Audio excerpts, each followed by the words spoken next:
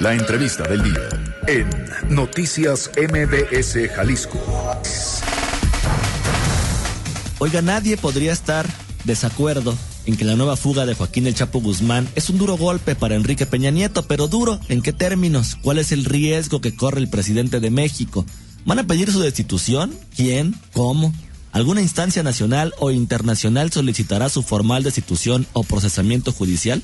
Estas son algunas de las preguntas que Alberto Rodríguez, periodista y bloguero, autor del blog Buitres en la Ciudad y analista de Telesur y de Huffington Post, se hizo hace unos días en esta columna titulada "Se fugó el Chapo y qué", titulada para Telesur.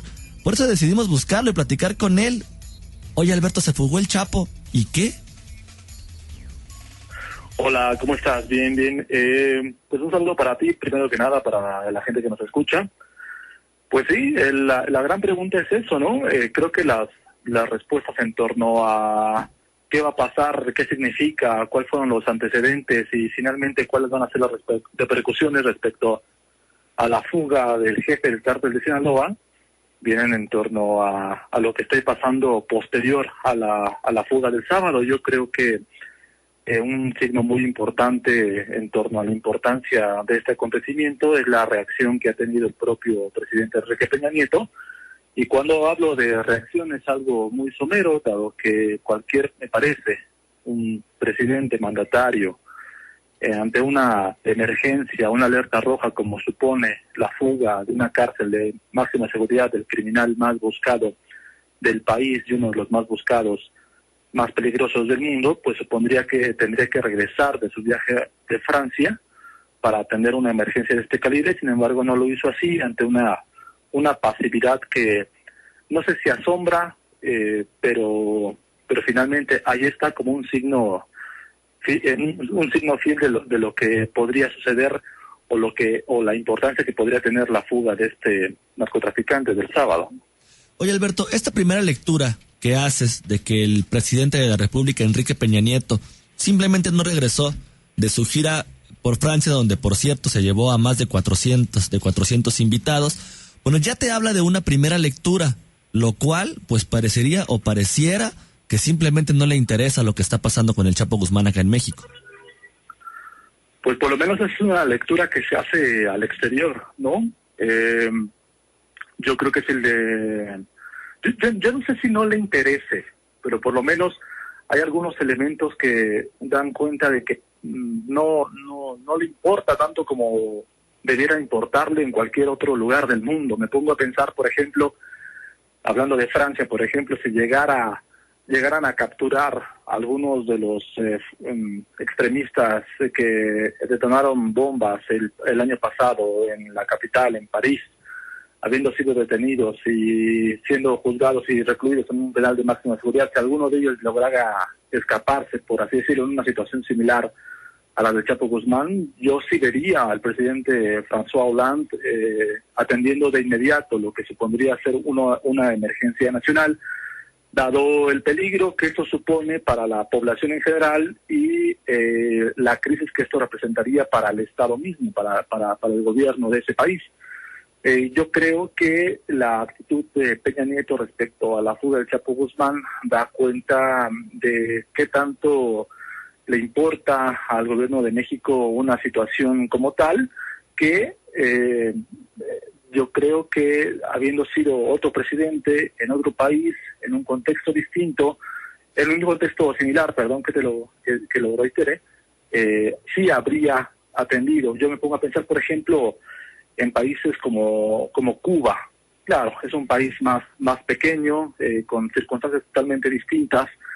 Hace un par de años, cuando ocurrió el asesinato de uno de los sacerdotes por allá a manos de un civil, el propio presidente de la República, todavía Raúl Castro, salió a la prensa, salió a la calle a emitir un posicionamiento público respecto a lo que representaba una crisis social en torno al asesinato de una figura pública. Es decir, cuando estamos hablando de emergencias nacionales, cuando estamos hablando de situaciones que están trastocando la vida cotidiana, las estructuras del Estado incluso, pues valdría la pena ver a un presidente atendiendo, preocupado y brindando sobre todo garantías a la gente de que esto no podría volver a ocurrir y que se estaría haciendo todo en manos del gobierno para atender una emergencia como supone la fuga del, insisto, el criminal más peligroso de México y uno de los más peligrosos del mundo, según autoridades de México y de Estados Unidos. Y finalmente se escapa el Chapo Guzmán.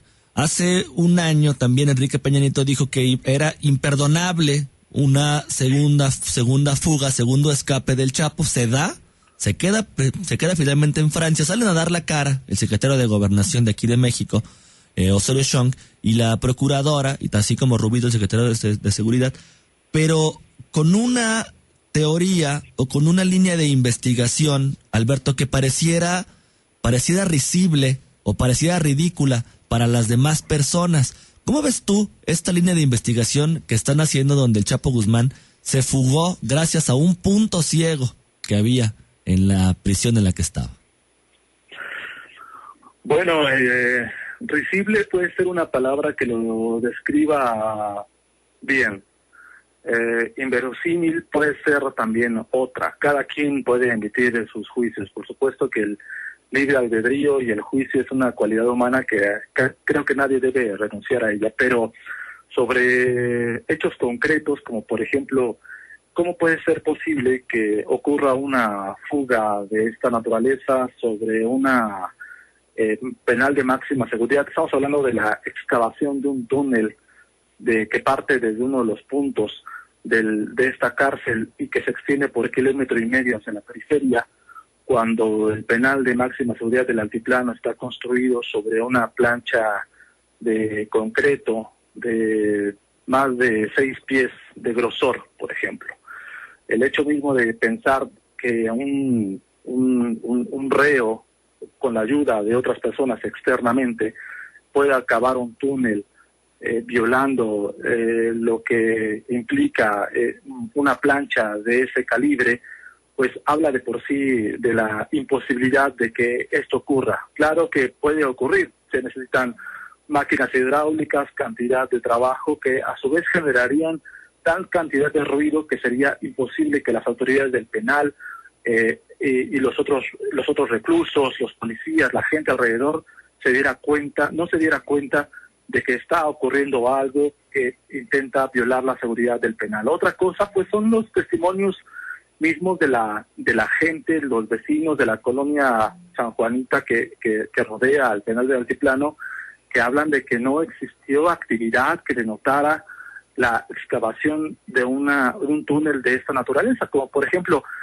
algunos expertos han señalado que es para cavar un túnel se tendrían que haber extraído más de 2,000 metros cúbicos de tierra, que tendrían que haberse ocupado más de 300 camiones de volteo para poder cargar esa cantidad de material terrestre para sacarlo y finalmente poder lograr la extensión del túnel como se necesita. Y además, Víctor, el testimonio de algunos presos que han estado en este penal, algunos presos de carácter político que han compartido celdas dentro del penal del Altiplano, como te acuerdas del dirigente de la APO Oaxaca, claro, Flavio Sosa, del dirigente también popular Otón Cortés, quien hablan de que esta cárcel es literalmente inviolable. Estamos hablando de la cárcel más segura de América Latina, donde los presos no tienen comunicación entre ellos, donde es imposible que alguien que esté recluido ahí en calidad de preso tenga comunicación con el exterior. Es imposible pensar que es decir, la cárcel del Altiplano existe como penal de máxima seguridad, es real, existe, es inviolable, lo dicen los testimonios, y hay diversos elementos que suponen o ponen en jaque sobre todo la versión del gobierno mexicano. El secretario de Gobernación, Miguel Osorio Chong, hablaba en conferencia de prensa de que los puntos ciegos fueron los que permitieron, con la ayuda de las autoridades del penal, señala él, que se diera la fuga de Joaquín Guzmán Loera. Cuando habló de esta posibilidad, todos pensamos que evidentemente, y como él lo aducía, había puntos ciegos con los cuales el criminal pudo haber aprovechado para finalmente hacer la fuga y finalmente salir como supuestamente salió. El video que presenta el gobierno de México no expone esos puntos ciegos. No hay puntos ciegos dentro del penal, y los propios testimonios de la gente que ha estado presa ahí señala que no existen puntos ciegos tratándose de un penal de máxima seguridad, y más aún tratándose de un reo calificado como peligroso, sobre el cual se tenía el doble de disciplina, el doble de vigilancia. Además, otra cosa muy elemental, digo, que creo yo es que salta a la vista. Vimos el video que presentó el Comisionado Nacional de Seguridad, Monte Alejandro Rovira, cuando presentan el momento exacto o el presunto momento exacto de la fuga del Chapo Guzmán. Un hombre de mediana estatura, con pelo, de pronto se ubica en un lugar de la celda y escapa. Antes, la propia Procuraduría General de la República, a través de su titular, Arely Gómez, había presentado una fotografía del Chapo Guzmán al momento de su fuga, presentándolo como un hombre que estaba totalmente rapado, ¿sabes? Y en el video aparece un hombre con pelo, por ejemplo.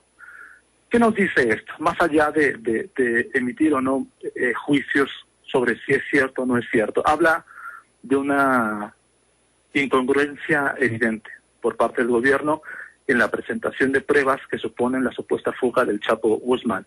Y me quedo con la versión de los vecinos también, donde no denotaron actividad alguna, donde incluso la vida cotidiana en la periferia del penal transcurre con relativa calma, normalidad, y que hablan, pues, por supuesto, de ciertas evidencias que ponen en duda, sin duda alguna, valga la redundancia, con toda firmeza ponen en duda la versión del gobierno. Alberto Rodríguez, también en tu columna publicas, que no se habla de que esta fuga del Chapo Guzmán, o por lo menos se dice en tanto medios de comunicación como en la sociedad, que es una cortina de humo para tapar, por ejemplo, el desmantelamiento del sistema de salud pública mediante la privatización de la atención médica de primer grado del IMSS, o la contrarreforma laboral al magisterio que liquida derechos y prestaciones de trabajo a los profesores que laboran en escuelas del Estado, o más allá, también para las 9 meses de la desaparición forzada de los 43 estudiantes de la Escuela Normal Rural de Ayotzinapa. Es una cortina de humo, Alberto, y finalmente, ¿qué golpe recibe o de qué manera afecta realmente a Enrique Peña Nieto? Bueno, yo lo que escribo ahí, nada más una aclaración. Yo lo que escribo es que el gobierno no necesita cortinas de humo.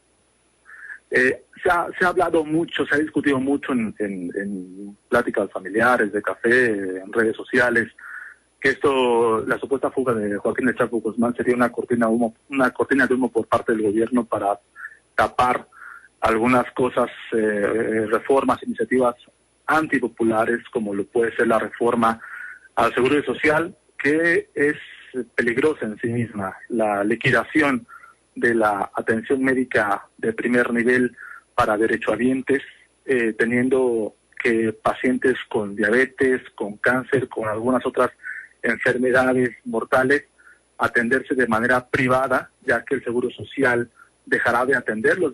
Así viene la reforma al Seguro Social. Yo hablo de que el gobierno no necesita cortinas de humo. Ha hecho cualquier cantidad de cosas de frente a la ciudadanía.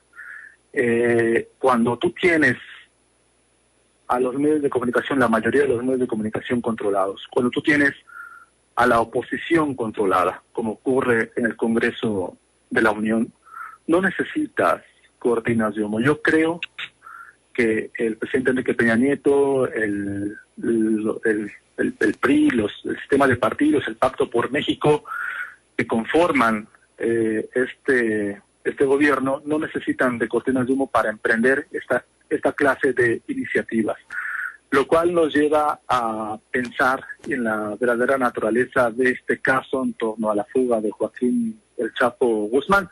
Si no es una cortina de humo, entonces, ¿qué es? ¿Existió o no existió la fuga? ¿A qué se debió entonces? Digamos que si no existió la fuga del Chapo Guzmán, ¿por qué el gobierno tendría que salir a dar una conferencia y exponerse de tal manera frente a una versión que poco a poco se está diluyendo, ya ni siquiera con el paso de los meses. No ha pasado ni una semana y ha surgido cualquier cantidad de evidencias que contradicen la versión oficial por parte del gobierno respecto a la fuga. Entonces, yo lo que señalo es que, bueno, si se han tardado ya vamos para 10 meses de la masacre de Iguala con la desaparición de los 43 normalistas de Ayotzinapa, y el gobierno ha caído en contradicciones, han surgido investigaciones paralelas, periodísticas, han salido a tanto los familiares como los padres de las víctimas, organizaciones independientes, el propio equipo argentino de antropología forense a desmentir los peritajes de la Procuraduría General de la República, y aún así el gobierno permanece ahí. No se ha presentado ni una renuncia por parte del gobierno mexicano, y creo yo que no se va a presentar en el caso de la fuga de Joaquín El Chapo Guzmán, cuando a pesar hay algunas voces que piden la renuncia del secretario de Gobernación. Alberto, lamentablemente se nos está terminando el tiempo, entonces me gustaría que dejáramos la conversación hasta este momento con esas preguntas y precisamente también con esta impunidad que se ha dado con los desaparecidos de Ayotzinapa, y también finalmente con la impunidad que parece que va a seguir permeando pese a la fuga del Chapo Guzmán. Más adelante nos volvemos a poner en comunicación contigo si gustas para seguir platicando sobre estos temas. Bien, estoy a la orden. Al contrario, gracias por la invitación, y hay que estar muy atentos en los sucesos que vienen. Eso nos va a marcar muy bien la pauta de qué significa y cuál será el desenlace de esta situación. Te agradezco mucho la entrevista. A ti, Alberto, un abrazo. Él fue Alberto Rodríguez, periodista y bloguero, autor del blog Buitres en la Ciudad y analista de Telesur y de Huffington Post, hablando referente a lo que sucedió con la fuga del Chapo Guzmán.